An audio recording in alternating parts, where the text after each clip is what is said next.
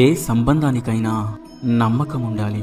ఇప్పుడు ఏర్పడే ప్రశ్న ఏమిటి అంటే, నమ్మకం ఎవరి మీద ఉండాలని.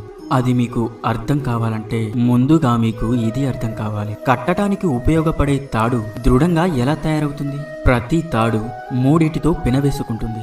నమ్మకం విషయంలో కూడా అంతే. ఈ విధంగానే నమ్మకం కూడా ఆధారపడి ఉంటుంది. మీరు ఎవరితో నమ్మకం అనే బంధం జోడిస్తారో వాళ్ళకి మీ జీవితంలో 3 విషయాలు తెలిసి ఉండాలి, అర్థం చేసుకోగలగాలి.